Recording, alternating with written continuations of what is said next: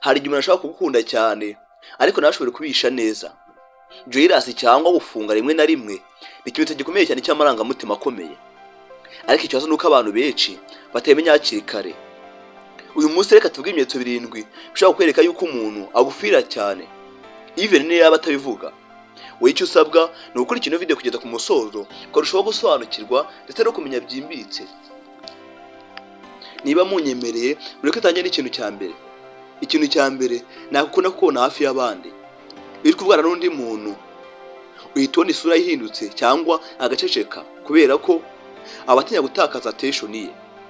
Gusa ibingibi abenshi bito tukabyirengagiza cyangwa se tukareka dukoresheje buno buryo twabonye hejuru.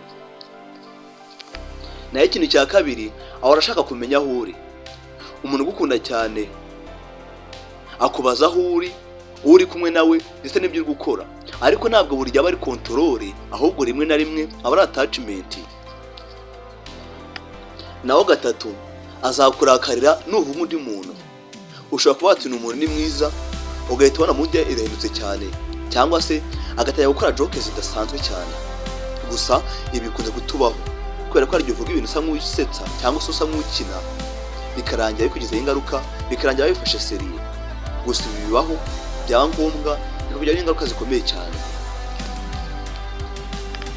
Naho gatatu ashaka attention yawe cyane kubera ko umuntu ugufuhira abashaka kukwitaho cyane, abashaka message zawe, calls zawe ndetse na caring yawe, kubera ko muri haranditse ngo urukundo rugira ishyaka. Aho ni indirimbo ya Salomo 8:6.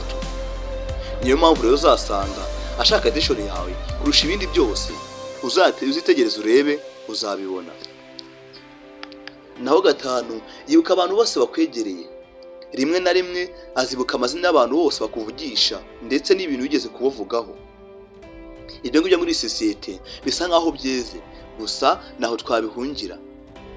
Naho gatandatu ashaka kukurinda. Jealousy nziza rimwe na rimwe izana protectiveness.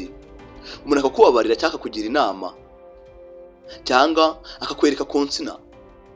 Ibyo ngibyo bisa nkaho byeze, gusa ntahandi twabihungira, ariko biba byiza ufite ukuntu byirinda wabikora kubera ko. Naho karindwi inattention yawe bibona. Hari igihe wadakeneye undi muntu bikubwira kubera ko uburyo akurebamo, uburyo witwara, uburyo yitwariyeho undi muntu, ukumva ati uyu muntu aramfuira pe. Akenshi umutima wacu bibona, ariko gusa tukabyirengagiza. Ukuri nuko jealousy noya ishobora kuba ikimenyetso gikomeye cyane cy'urukundo, ariko nanone jealousy ikabije ni control, insecurity ndetse na toxicity. Kubera ko muri haravuga ati urukundo rugira neza kandi nurugira ishyari ribi. Aho nabakoresha 13:4. Urukundo rwiza rugira trust, respect ndetse n'amahoro. Aho urukundo rwiza rutaba, ibyo byose nabihaba. Ariko nanone kangira akantu mbibariza. Bigeze kubona umuntu ugufuhira cyane, andika yego muri comment niba waramubonye cyangwa niba byageze kukubaho. Ariko none bibutsa ko video zakurikiraho izabikomeye cyane kubera ko tuzavuga ibimenyetso 7 bituma umuntu akwibagirwa burundu nyuma ya break up. Bibutsa ko cyane kuri kutavugwa ari shishwa y'ibigano ngeneye n'inkundo ndetse n'ubuzima.